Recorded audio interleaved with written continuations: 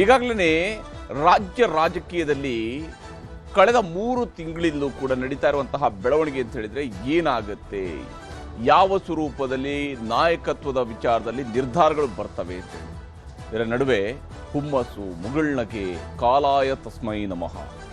CM ಪಟ್ಟಕ್ಕೆ DK brothers ಹಕ್ಕೊತ್ತಾಯ, Siddu team tour, ಮುಂಜಾನೆ ಮಾತಿನ ರಹಸ್ಯ. ಇವೇ ಚದುರಂಗದ ಮೊದಲ ಸ್ಟೋರಿ. ಫಲ ಕೊಡಿಸ್ತಾರ ಪ್ರಿಯಾಂಕಾ? ನಾವು ಏನ್ ಮಾತಾಡಿದೀವಿ ಅನ್ನೋದು ಮಾತ್ರ ಹೇಳಿದೀನಿ. ಕಾಲ ಉತ್ತರ ಕೊಡ್ತದೆ ಅಂತ ಹೇಳಿದ್ದೀನಿ. ರಾಜಕಾರಣದಲ್ಲಿ ಇದ್ದೀವಿ, ನಾವು ರಾಜಕಾರಣ ಮಾಡಲೇಬೇಕು. ನಾವು ನನಗೆ ಯಾವತ್ತೂ ಯಶಸ್ಸು ಬಂದಿದೆ, ಸ್ವಲ್ಪ ಶ್ರಮ ಇರ್ತದೆ, ಫಲ ಸಿಗ್ತದೆ ಅಷ್ಟೇ. We both have said that we will go by the party decision. ನಾವು ನಮ್ಮ ವರಿಷ್ಠರನ್ನ ಭೇಟಿ ಮಾಡಿದ್ದೀವಿ, ಏನೇನು ಮಾತಾಡಬೇಕು ಮಾತಾಡಿದ್ದೀವಿ.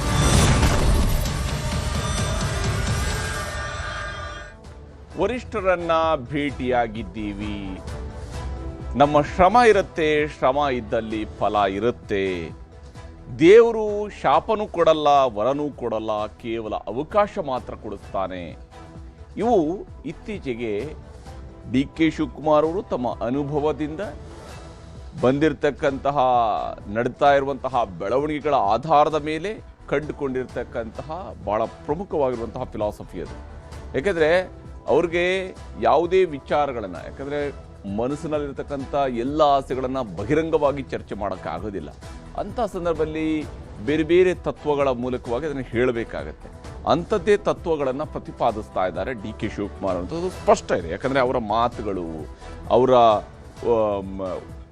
ಓಡಾಟ, ಅವರ ನಗು, ಅವ್ರಿಗಿರ್ತಕ್ಕಂತಹ, ಯಾಕಂದರೆ ಮುಖ್ಯಮಂತ್ರಿ ಆಗಬೇಕು ಅನ್ನುವಂತಹ ಕನಸು ಅವ್ರದ್ದಿರುವಂಥದ್ದು.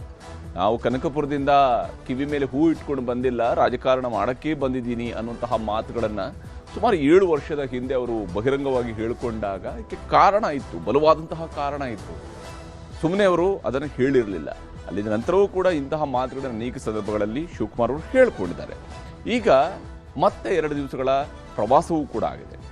ಡಿ ಕೆ ಶಿವಕುಮಾರ್ ಅವರ 2 ದಿನ ದೆಹಲಿ ಪ್ರವಾಸ, ಈ ಬಾರಿ ಅವರು ಭಾಳ ಖುಷಿಯ ಮೂಡ್ನಲ್ಲಿ ಓಡಾಡ್ತಾ ಇರೋದು ಕಾಣಿಸ್ತಾ ಇದೆ.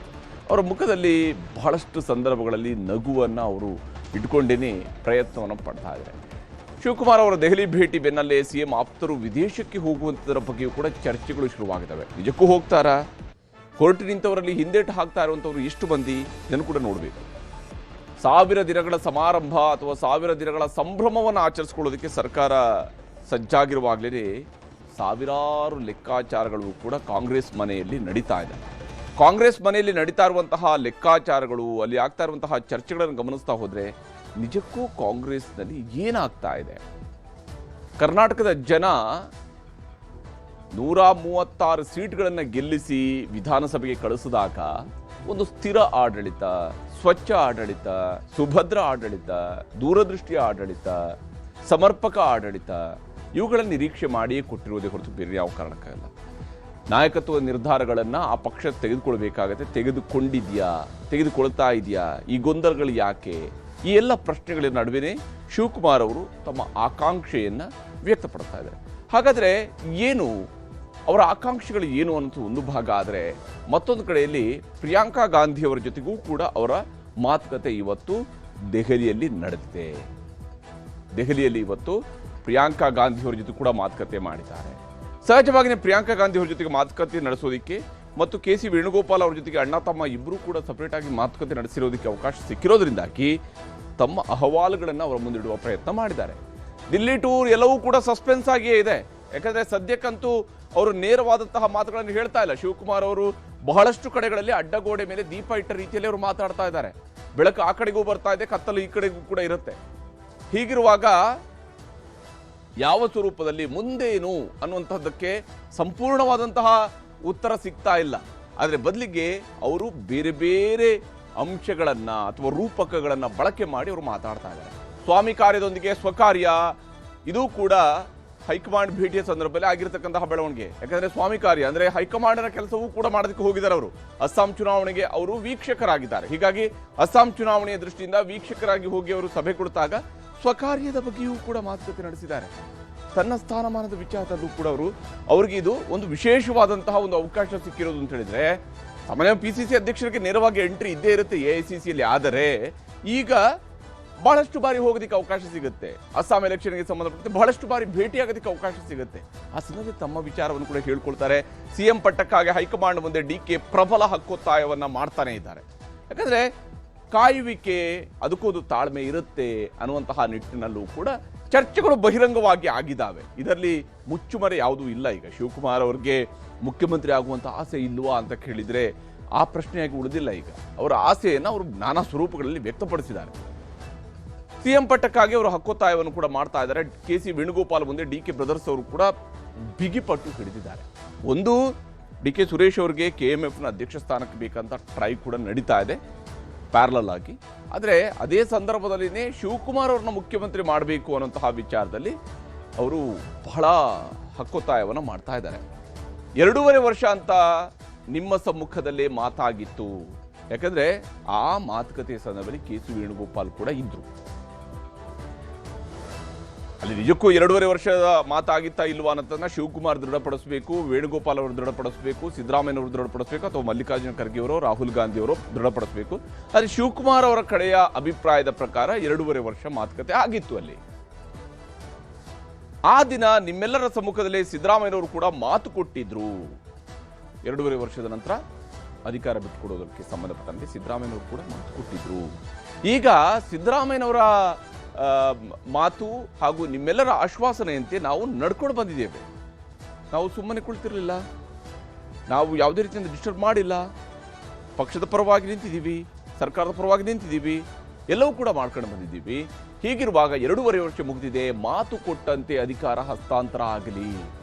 ಮಾತು ಕೊಟ್ಟಿದ್ದೀರಿ, ಅದರ ಪ್ರಕಾರ ಅಧಿಕಾರ ಹಸ್ತಾಂತರ ಆಗಲಿ. ನಮ್ಮೊಳಗೆ ನಡೀತಾ ಇರುವಂತಹ ವ್ಯವಹಾರ ಇದು, ನಮ್ಮೊಳಗೆ ನಡೀತಿರುವಂತಹ ಮಾತುಕತೆ ಇದು, ನಮ್ಮೊಳಗೆ ನಡೆದಿರ್ತಕ್ಕಂತಹ ವಿಶ್ವಾಸದ ಮೇಲೆ ಆಗಿರುವಂತಹ ಮಾತುಕತೆಗಳಿವೆ. ಅದರ ಪ್ರಕಾರ ನಡ್ಕೊಳ್ಳಿ. ಸಿದ್ದರಾಮಯ್ಯನವರ ವ್ಯಕ್ತಿತ್ವಕ್ಕೂ ಕೂಡ ಈ ವಿಚಾರ ಬಹಳ ಮುಖ್ಯ. ಸಿಎಂ ಅವರನ್ನ ಕರೆಸ್ಕೊಂಡು ಅಧಿಕಾರ ಹಸ್ತಾಂತರದ ಬಗ್ಗೆ ನೀವು ಮಾತಾಡಿ, ಒಂದು ಕ್ಲಾರಿಟಿಯನ್ನು ಕೊಡಿ. ಯಾವಾಗ ಅವರು ಅಧಿಕಾರವನ್ನು ಬಿಟ್ಟುಕೊಡ್ತಾರೆ ಅನ್ನೋ ವಿಚಾರದಲ್ಲಿ ಒಂದು ಕ್ಲಾರಿಟಿಯನ್ನು ಕೊಡಿ. ಅವ್ರನ್ನ ಕರೆಸಿ ಮಾತಾಡಿ. ಆಗುತ್ತೋ ಆಗಲ್ವೋ ಅದನ್ನಾದರೂ ಸ್ಪಷ್ಟವಾಗಿ ಹೇಳಿಬಿಡಿ. ನೀವು ನಿಜಕ್ಕೂ ಕೂಡ ಅಧಿಕಾರ ಹಸ್ತಾಂತರ ಮಾಡಿಸ್ತೀರಾ, ಮಾಡಲ್ವಾ? ಅಡ್ಡಗೋಡೆ ಮೇಲೆ ದೀಪ ಇಟ್ಕೊಂಡು ಎಷ್ಟು ದಿವಸ ನೀವು ನಮ್ಮನ್ನು ಓಡಾಡುವಂಗೆ ಮಾಡ್ತೀರಿ? ಯಾಕಂದರೆ ಇಲ್ಲಿ ಶಿವಕುಮಾರ್ ಅವ್ರಿಗೂ ಕೂಡ ಒಂದು ಕ್ಲಾರಿಟಿಯನ್ನು ಕೊಡಬೇಕಾಗಿರೋದು ಹೈಕಮಾಂಡ್ ಜವಾಬ್ದಾರಿ. ಅವ್ರನ್ನ ಮುಖ್ಯಮಂತ್ರಿ ಮಾಡ್ತಾರಾ ಅಥವಾ ಮುಖ್ಯಮಂತ್ರಿ ಮಾಡಲ್ಲ, ನೀವು PCC ಅಧ್ಯಕ್ಷರಾಗಿ ಮುಂದುವರಿರಿ, ಅಥವಾ ನೀವು PCC ಅಧ್ಯಕ್ಷರಾಗಿ ಬೇಡ, ಕೇವಲ ಉಪಮುಖ್ಯಮಂತ್ರಿಯಾಗಿ ಮಾತ್ರ ಮುಂದುವರಿಲಿ. ಯಾವುದನ್ನಾದ್ರೂ ಒಂದು ಸ್ಪಷ್ಟತೆ ಏನಾದರೂ ಅವ್ರಿಗೂ ಕೂಡ ಕೊಡಬೇಕಾಗುತ್ತೆ. ಇಲ್ಲದೆ ಹೋದರೆ ಅವರು ಕೂಡ ಎಷ್ಟು ದಿವಸ ಈ ಎಲ್ಲ ನಿರೀಕ್ಷೆಗಳನ್ನು ಇಟ್ಟುಕೊಂಡು ರಾಜಕಾರಣವನ್ನು ಮಾಡ್ತಾ ಹೋಗಬೇಕಲ್ವಾ? ಇದು ಸಿದ್ದರಾಮಯ್ಯನವರ ವರ್ಚಸ್ಸಿಗೂ ಕೂಡ ಒಳ್ಳೆಯ ಬೆಳವಣಿಗೆ ಅಲ್ಲ. ಯಾಕಂದರೆ ಸಿದ್ದರಾಮಯ್ಯನವರು ಒಬ್ಬ ದೊಡ್ಡ ರಾಜಕಾರಣಿ, ಅವರ ವರ್ಚಸ್ಸಿಗೂ ಕೂಡ ಇದು ಒಳ್ಳೆಯ ಬೆಳವಣಿಗೆ ಅಲ್ಲ. ಈ ವಿಚಾರಗಳು ಪದೇ ಪದೇ ಚರ್ಚೆ ಆಗ್ತಾ ಇರುವಂಥದ್ದು, ಅಧಿಕಾರ ಹಸ್ತಾಂತರದ ಬಗ್ಗೆ ಮಾತುಕತೆಗಳು ನಡೀತಾ ಹೋಗುವಂಥದ್ದು, ಅಧಿಕಾರ ಹಸ್ತಾಂತರದ ಬಗ್ಗೆ ಮಾತುಕತೆ ಆಗಿದೆ, ಅದರ ಪ್ರಕಾರ ನಡ್ಕೊಳ್ಬೇಕು ಅನ್ನುವಂಥ ಒತ್ತಾಯವನ್ನು ಡಿ.ಕೆ. ಬ್ರದರ್ಸ್ ಇಲ್ಲಿ ಮಾಡ್ತಾ ಇದ್ದಾರೆ. ಇದು ಸಿದ್ದರಾಮಯ್ಯನವರ ವರ್ಚಸ್ಸಿಗೂ ಕೂಡ ಒಳ್ಳೆಯ ಬೆಳವಣಿಗೆ ಅಲ್ಲ ಈಗ ನಡೀತಿರೋದು. ಈಗ ರಾಹುಲ್ ಗಾಂಧಿಯವರ ಕಡೆ ಬೊಟ್ಟು ತೋರಿಸುವಂಥದ್ದು ಕೂಡ ಶೋಭೆ ತರುವುದಿಲ್ಲ. ರಾಹುಲ್ ಗಾಂಧಿಯವರ ತೀರ್ಮಾನವೇ ಅಂತಿಮ ಅನ್ನುವಂಥ ರೀತಿಯಲ್ಲಿ ಈಗ ಹೇಳುವಂಥದ್ದು ಸರಿಯಲ್ಲ. ಇದು ಕೊಟ್ಟ ಮಾತಿನಂತೆ ನಡ್ಕೊಳ್ಬೇಕಾಗಿರ್ತಕ್ಕಂಥ ಕಾಲ ಅನ್ನುವಂಥದ್ದು ಶಿವಕುಮಾರ್ ಅವರ ಕಡೆಯಿಂದ ಇರುವಂತಹ ಒತ್ತಾಯ. ಆದರೆ ಇದೆಲ್ಲ ಒಳಗಡೆ ಆದರೆ ಹೊರಗಡೆ ಶಿವಕುಮಾರ್ ಅವರು ಬಂದಾಗ ಏನು ಮಾತಾಡಿದ್ರೆ ಅನ್ನೋದು ನನಗೆ ಅದೇನಿಲ್ಲ. ನಮ್ಮ ಲೀಡರ್ಸ್ ನಾವು ಬಂದಿರೋದೇ, ನಾವು ರಾಜಕಾರಣದಲ್ಲಿ ಇದ್ದೀವಿ, ನಾವು ರಾಜಕಾರಣ ಮಾಡಲೇಬೇಕು. ನಾವು ನನಗೆ ಯಾವತ್ತೂ ಯಶಸ್ಸು ಬಂದಿದೆ. ಸ್ವಲ್ಪ ಶ್ರಮ ಇರ್ತದೆ, ಫಲ ಸಿಗ್ತದೆ ಅಷ್ಟೇ. Tussle is there between them, it is not between us. There is no tussle. Any time CM has said there is a term, we both have said that we will go by the party decision. All discussions has been held within ourselves, and we all are a party to it, and the party will take a call. ಹೀಗೆ ನಾವು ಎಲ್ಲರೂ ಕೂಡ ಒಗ್ಗಟ್ಟಾಗಿದ್ದೀವಿ, ನಮ್ಮ ನಡುವೆ ಮಾತುಕತೆಗಳಾಗಿದ್ದಾವೆ, ನಾವು high command ನಿರ್ಧಾರದ ಪ್ರಕಾರವಾಗಿ ನಡ್ಕೊಳ್ತೀವಿ. ಈ ವಿಚಾರಗಳನ್ನು ಶಿವಕುಮಾರ್ ಅವರು ಕೂಡ ಹೇಳ್ತಾ ಇದ್ದಾರೆ. ಆದರೆ ಕಾಲಾಯ ತಸ್ಮೈ ನಮಃ ಅನ್ನುವಂಥದ್ದು ಕೂಡ ಅವರ ಮಾತಿಂದ ಬರ್ತಾ ಇದೆ, ಆಗಾಗ್ಗೆ ಬರ್ತಾ ಇದೆ. ದೆಹಲಿ ಪ್ರವಾಸಕ್ಕೂ ಮುಂಚಿತವಾಗಿ, ನಂತರ ವಾಪಸ್ ಬರುವಾಗ ಎಲ್ಲ ಕೂಡ ಅವ್ರದ್ದು ಅದೇ ಮಾರ್ಮಿಕ ಮಾತು, ಪದೇ ಪದೇ ಅದೇ ಮಾತು ಬರ್ತಾ ಇದೆ. ಕಾಲವೇ ಉತ್ತರವನ್ನು ಹೇಳುತ್ತೆ ಅನ್ನುವಂಥದ್ದು ಶಿವಕುಮಾರ್ ಅವರ ಹೊಸ ಲಾಜಿಕ್. ಶ್ರಮಕ್ಕೆ ಫಲ ಸಿಕ್ಕೇ ಸಿಗುತ್ತೆ ಅಂತ. ನಮ್ಮದು ಶ್ರಮ ಎಲ್ಲಿರುತ್ತೋ ಅಲ್ಲಿ ಫಲ ಸಿಗುತ್ತೆ. ಶ್ರಮ ಇಲ್ಲದೆ ಇದ್ದರೆ ಫಲ ಸಿಗೋದಿಲ್ಲ. ನಮ್ಮ ಶ್ರಮ ಇದೆ, ಅದಕ್ಕೆ ಫಲ ಸಿಕ್ಕೇ ಸಿಗುತ್ತೆ ಅನ್ನುವಂತಹ ವಿಶ್ವಾಸ ಶಿವಕುಮಾರ್ ಅವರು. ಪ್ರಯತ್ನ ವಿಫಲ ಆದರೂ ಕೂಡ ಪ್ರಾರ್ಥನೆ ವಿಫಲ ಆಗುವುದಿಲ್ಲ. ಪ್ರಯತ್ನ ವಿಫಲ ಆಗ್ಬೋದು, ಪ್ರಾರ್ಥನೆ ವಿಫಲ ಆಗೋದಿಲ್ಲ. ಶ್ರಮ ಇದ್ದಲ್ಲಿ ಫಲ ಸಿಗುತ್ತೆ ಅನ್ನುವಂತಹ ಮಾತುಗಳನ್ನು ಶಿವಕುಮಾರ್ ಹೇಳ್ತಾ ಇದ್ದಾರೆ. ಕಾಲವೇ ಎಲ್ಲದಕ್ಕೂ ಉತ್ತರವನ್ನು ಕೊಡುತ್ತೆ. ಕಾಲಾಯ ತಸ್ಮೈ ನಮಃ. ಕಾಲವೇ ಎಲ್ಲದಕ್ಕೂ ಉತ್ತರವನ್ನು ಕೊಡುತ್ತೆ. ದೇವರು ಶಾಪನೂ ಕೊಡಲ್ಲ, ವರವೂ ಕೊಡಲ್ಲ, ಅವಕಾಶ ಮಾತ್ರ ಕೊಡ್ತಾನೆ. ಆ ಅವಕಾಶ ಸಿಗಬಹುದು ಅನ್ನುವಂಥದ್ದು ಶಿವಕುಮಾರ್ ಅವರ ಅಚಲ ವಿಶ್ವಾಸ ಇರುವಂಥದ್ದು. ಈ ವಿಚಾರದಲ್ಲಿ ಶಿವಕುಮಾರ್ ಏನು ಹೇಳಿದಾರೆ ಅಂತ ತೋರಿಸ್ತಾರೆ. ಸಿದ್ದರಾಮಯ್ಯ ಅವರು ಕೊಟ್ಟು ಮಾತು ಭರವಸೆ ಇದೆ ಅಂತ ಹೇಳಿದ್ದಾರೆ. ನಾನು ಕಾಲ ಉತ್ತರ ಕೊಡ್ತದೆ ಅಂತ ಹೇಳಿದ್ದೀನಿ. ನಾವೇನು ನಾವೇನ್ ಮಾತಾಡಿದೀವಿ ಅನ್ನೋದು ನಮ್ ಮಾತ್ರ ಕೊಟ್ಟು ಅಂತ ಹೇಳಿದೀನಿ. ನಾನು ಟೈಮ್ ನೋಡಿ ಕೇಳ್ತೀನಿ. ನೋಡ್ರಿ, ನಾನೀಗ 10 ಜನಪದ ಬಂದಿದ್ದೀನಿ.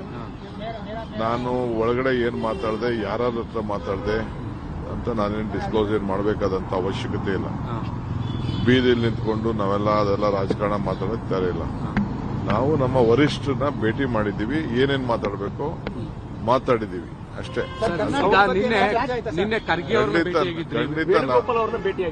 ಖಂಡಿತ ನಾನು ಬಂದ ಮೇಲೆ ಎಲ್ಲಾ ವಿಚಾರನೂ ತಿಳಿಸ್ಲೇಬೇಕಲ್ಲ, ಎಲ್ಲಾ ವಿಚಾರಗಳನ್ನ ಮಾತಾಡಿದ್ದೀನಿ. ಏನ್ ಬೇಕು ಮಾತಾಡಿದ್ದೀನಿ.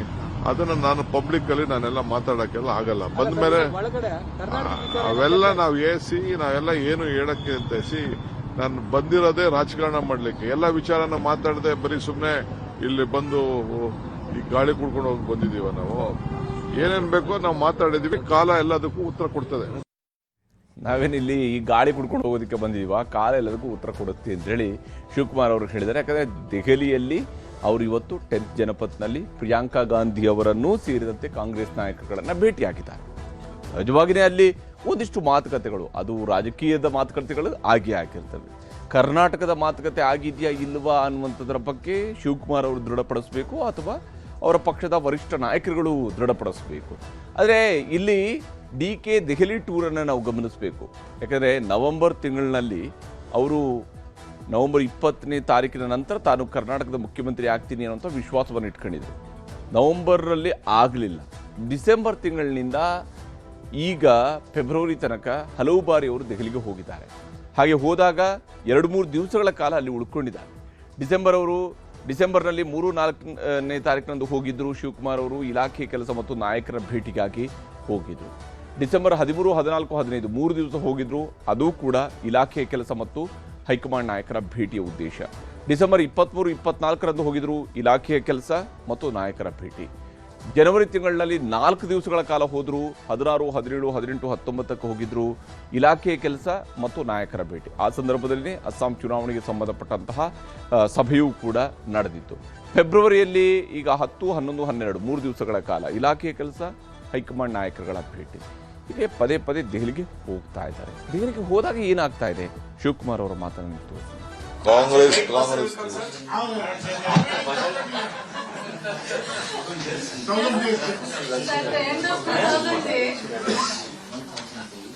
Colours, more the age more the colour. ಬೆಳಿಗ್ಗೆನು ಬಹಳ ಖುಷಿಯಲ್ಲಿ ಕಾಣಿಸ್ತಾ ಇದೆ ಸರ್. ಅದಕ್ಕೋಸ್ಕರ ಭೇಟಿ ಆದ್ಮೇಲೆ ನಿನ್ನೆಕ್ಕಿಂತ 3 ಸ್ವಿಂಗ್ ಆಗಿತ್ತು ಇವತ್ತು ಅಂತ. Thank you. ಹೀಗೆ ಶಿವಕುಮಾರ್ ಅವರು ಖುಷಿಯಾಗಿದ್ದಾರೆ. ಖುಷಿಯಾಗಿರೋದಕ್ಕೆ ಕಾರಣವನ್ನು ಕೂಡ ಅವರದೇ ಧಾಟಿಯಲ್ಲಿ ಅವರು ಕೊಡುವಂತಹ ಪ್ರಯತ್ನವನ್ನು ಮಾಡಿದ್ರು, ನಗ್ತಾ ಹೋಗಿದ್ದಾರೆ. ಆದರೆ ಇಲ್ಲಿ ಟೂರ್ ಮೀಟಿಂಗ್ ಮತ್ತು ಗುಪ್ತ ಆಗಿರುವಂಥ ಒಂದಿಷ್ಟು ಬೆಳವಣಿಗೆಗಳು ಕೂಡ ಇನ್ನೊಂದು ತಂಡದಿಂದ ನಡೀತಾ ಇದೆ. ಆದರೆ ನಿನ್ನೆ ಅಷ್ಟೇ ಇದು ಪಶುಸಂಗೋಪನಾ ಸಚಿವರು ಹೋಗ್ತಾರೆ ಅನ್ನುವಂಥದ್ದಿತ್ತು. ಹಾಗಾಗಿ ಪಶುಸಂಗೋಪನಾ ಇಲಾಖೆಯ ಪ್ರವಾಸ ಅಂತ ಕೂಡ ಹೇಳಲಾಗ್ತಾ ಇತ್ತು. ಆದರೆ ಪಶುಸಂಗೋಪನಾ ಇಲಾಖೆ ಸಚಿವ ವೆಂಕಟೇಶ್ ಅವರು ಹೇಳಿದ್ದಾರೆ, ಇದು ಪಶುಸಂಗೋಪನಾ ಇಲಾಖೆಯಿಂದ ನಡೀತಾ ಇರುವಂತಹ ಪ್ರವಾಸ ಅಲ್ಲ. ಆಸ್ಟ್ರೇಲಿಯಾ ಮತ್ತು ನ್ಯೂಜಿಲೆಂಡ್ಗೆ ಹೊರಟು ನಿಂತಿರ್ತಕ್ಕಂತಹ ಶಾಸಕರು ಪಶುಸಂಗೋಪನಾ ಇಲಾಖೆಯಿಂದ ಪ್ರವಾಸ ಇಲ್ಲ ಅಂತೇಳಿ ಸಚಿವರು ಸ್ಪಷ್ಟನೆಯನ್ನು ಕೊಟ್ಟಿದ್ದಾರೆ. ಆಸ್ಟ್ರೇಲಿಯಾ ಮತ್ತು ನ್ಯೂಜಿಲೆಂಡ್ ಪ್ರವಾಸಕ್ಕೆ ಸಿದ್ದರಾಮಯ್ಯನವರ ಟೀಮ್ ಹೊರಟು ನಿಂತಿದೆ ಅಂತ ಹೇಳಿ ಶಾಸಕರುಗಳು, ಸಿದ್ದರಾಮಯ್ಯನವರ ಆಪ್ತ ಶಾಸಕರುಗಳು ಹೊರಟು ನಿಂತಿದ್ದಾರೆ ಅಂತೇಳಿ ಸಿಎಂ ಕೂಡ ನಿನ್ನೆ ಹೇಳಿದರು. ವೈಯಕ್ತಿಕ ಖರ್ಚು ಮಾಡ್ಕೊಂಡು ಅವ್ರು ಹೋದರೆ ಹೋಗ್ಲಿ ಬಿಡಿ, ಯಾರು ತಡೆಯೋಕ್ಕಾಗತ್ತಾ ಅಂತ. ಪ್ರವಾಸದ ಬಗ್ಗೆ ಪಶುಸಂಗೋಪನಾ ಸಚಿವ ವೆಂಕಟೇಶ್ ಅವರು ಸ್ಪಷ್ಟನೆಯನ್ನು ನೀಡಿದ್ದಾರೆ. ನನ್ನ ಇಲಾಖೆಯಿಂದ ಹೋಗ್ತಾ ಇಲ್ಲ, ಹಾಗೆಯೇ ನನ್ನನ್ನು ಕರೆದಿದ್ರು ಆದರೆ ನಾನು ಹೋಗ್ತಾ ಇಲ್ಲ, ನನ್ನನ್ನು ಕರೆದಿದ್ರು ಆದರೆ ನಾನು ಹೋಗ್ತಾ ಇಲ್ಲ ಅಂಥೇಳಿ ಕೆ ವೆಂಕಟೇಶ್ ಅವರು ಸ್ಪಷ್ಟನೆಯನ್ನು ನೀಡಿದ್ದಾರೆ. ವಿದೇಶಿ ಪ್ರವಾಸಕ್ಕೆ ಸಂಬಂಧಪಟ್ಟಂತೆ ಸುಮಾರು 25 ಜನ ಶಾಸಕರು ಹೋಗ್ತಾ ಇರುವಂತಹ ಪ್ರವಾಸಕ್ಕೆ ಸಂಬಂಧಪಟ್ಟಂತೆ ಗೃಹ ಸಚಿವ ಪರಮೇಶ್ವರ್ ಅವರ ಮನೆಯಲ್ಲಿ ಇದೇ ಸಂದರ್ಭದಲ್ಲಿ ಮತ್ತೊಂದು ಪ್ರತ್ಯೇಕ ಸಭೆಯೂ ಕೂಡ ನಡೆದಿದೆ. ಅದರಲ್ಲಿ ಬಹಳ ಮುಖ್ಯವಾಗಿ ಪರಮೇಶ್ವರ್ ಅವರು ಹಾಗೆಯೇ ಎಂ ಬಿ ಪಾಟೀಲ್ರು ಮತ್ತು ಆರ್ ಬಿ ತಿಮ್ಮಾಪುರ ಇವರುಗಳು ಭೇಟಿಯಾಗಿ ಚರ್ಚೆಯನ್ನು ನಡೆಸಿದ್ದಾರೆ. ಅವ್ರದ್ದು ಯಥಾ ಪ್ರಕಾರ ತಮ್ಮ ಇಲಾಖೆಗೆ ಸಂಬಂಧಪಟ್ಟಂತಹ ಕೆಲಸ ಅನ್ನುವಂಥನ್ನು ಹೇಳ್ಕೊಂಡಿದ್ದಾರೆ. ಹೈಕಮಾಂಡ್ ನಿರ್ಧಾರವೇ ಅಂತಿಮ ಅಂತ ಹೇಳ್ತಾನೆ ಇವರುಗಳ ನಡೆಯೂ ಕೂಡ ನಿಗೂಢವಾಗಿ ಸಾಗಿದೆ. ಹೈಕಮಾಂಡ್ ತೀರ್ಮಾನವೇ ಅಂತಿಮ, ಹೈಕಮಾಂಡ್ ನಿರ್ಧಾರವೇ ಅಂತಿಮ ಅಂತ ಹೇಳ್ಕೊಳ್ತಾ ಇದ್ದಾರೆ. ಈ ವಿಚಾರದಲ್ಲಿ ಮುಖ್ಯಮಂತ್ರಿಯವರು ಆಪ್ತರು ಏನೇನು ಹೇಳ್ತೀರ ಅನ್ನೋದು ತೋರಿಸ್ತೀನಿ. ಹೇಳಿದ್ನಲ್ಲ, ನಮ್ಮ ಇಲಾಖೆಯಿಂದ ನಾವು ಯಾರನ್ನೂ ಕರ್ಕೊಂಡು ಹೋಗ್ತಾ ಇಲ್ಲ. ಅವರು ಯಾತಕ್ಕೆ ಆ ಥರ ಹೇಳಿದ್ದಾರೆ ಅಂತ ನನಗೂ ಗೊತ್ತಿಲ್ಲ. ಏನೋ ಜೊತೆಗೆ ನನಗೆ ಇನ್ನೊಂದು, ಯಾಕೆ ನಾವು ಯಾರೀಗ ಎಮ್ ಎಲ್ ಎಗಳು ಏನಾದ್ರು ಎಲ್ಲರೂ ಪ್ರವಾಸ ಸ್ವಂತ ದುಡ್ಡು ಪ್ರವಾಸ ಮಾಡೋಕ್ಕೆ ಯಾರ ಪರ್ಮಿಷನ್ ಬೇಕಿದೆ? ಇವಾಗ ಎಮ್ ಎಲ್ ಎಗಳು ಅರ್ಥ ಮಾಡ್ಕೋಬೇಕು. ಭಯ ಆಗಿ ಬೀಳ್ತಾರೆ ಅಂತ ನನಗೆ ಗೊತ್ತಾಗಲ್ಲಪ್ಪ. ಏನಾದ್ರು ಸರ್ಕಾರ ದುಡ್ಡಲ್ಲಿ ಹೋಗೋದಾದರೆ ಹಂಚ್ಕೋಬೋದು. ಅವ್ರು ಏನು ಸರ್ಕಾರ ದುಡ್ಡಲ್ಲಿ ಪ್ರವಾಸ ಹೋಗ್ತಾರೆ ಹಂಗೆ ಹಿಂಗೆ ಅಂತ ಇದು ಮಾಡ್ತಾರೆ ಅಂತ. ಅವ್ರು ಸ್ವಂತ ದುಡ್ಡಲ್ಲಿ ಹೋಗಿ ಹಂಚಿಕೆ ಯಾಕೆ? ಆ ಥರ ಏನಿರಲ್ಲ. ಏನು ಎಮ್ ಎಲ್ ಎಗಳು ಅಥವಾ ಬೇರೆಯವರು ಪ್ರವಾಸ ಹೋಗ್ಬರ್ತಪ್ಪ. ದೇಶ ಸುತ್ತಿ ಕೋಶ ಓದಬೇಕು. ಇಲ್ಲ ಕೋಯರ್ ನಾಲೆಜ್ ಇಲ್ಲೇ ಕೂತಿರಿ ಏನು ಸಿಗುತ್ತೆ? ಈಗ ದೇರ್ ಆರ್ ಎಲೆಕ್ಟೆಡ್ ಮೆಂಬರ್ಸ್. ಅವರು ವೈಯಕ್ತಿಕ ಅವ್ರ ಖರ್ಚಲ್ಲಿ ಯಾರೇ ಆಗಲಿ ಹೋದರೆ ನಾವು ಯಾಕ್ರಿ ಹೋಗ್ತಿದ್ದೀರಿ, ಏನು ಮಾಡ್ತಿದ್ದೀರಿ ಅಂತ ಕೇಳೋದು ಏನು ಬಗ್ಗೆನು? Any meaning? ಬಜೆಟ್ ಅಧಿವೇಶನ ಸಂದರ್ಭದಲ್ಲಿ ಹೋಗೋ ಅಗತ್ಯ ಇತ್ತ ಅಂತ ಸರ್? ಅದೆಷ್ಟು ನಡೀತದೆ ಈಗ? ಪ್ಯೂರ್ಲಿ ಅವರಿದು ಸರ್ಕಾರ ಆರ್ಗನೈಸ್ ಪಾರ್ಟಿ ಆರ್ಗನೈಸ್ ಮಾಡಿದ್ರೆ ಬೇರೆ. ಅವ್ರು ಸ್ವಂತ ಹೋಗುವಾಗ ಅವ್ರು very the question of debate. ಅಲ್ಲಿ ಅಗ್ರಿಕಲ್ಚರ್ದು, ಅಲ್ಲಿ ಎನಿಮಲ್ ಹಸ್ಬೆಂಡ್ರಿ ಬಗ್ಗೆ ಎಲ್ಲನೂ ಸ್ಟಡಿ ಮಾಡಬೇಕು ಬರ್ಬೇಕಂತ ಹೇಳಿ ಹೋಗ್ತಾ ಇದ್ವಿ ಅಷ್ಟೇ. ಮತ್ತೊಂದು ಯಾವ ವಿಚಾರ ಇಲ್ಲ, ಏನಿಲ್ಲ. ನಾವು ಹೋಗ್ತಕ್ಕಂಥ ಅವ್ರಿಗೆ ಯಾಕೆ ಕೇಳ್ಬೇಕಂತ ನಾವು ಯಾರೂ ಕೇಳಿಲ್ಲ. ಅವ್ರು ನಮ್ಗೇನು ಡೈರೆಕ್ಷನ್ ಕೊಟ್ಟಿಲ್ಲ ಬೇಡ ಅಂತ ಹೇಳಿ.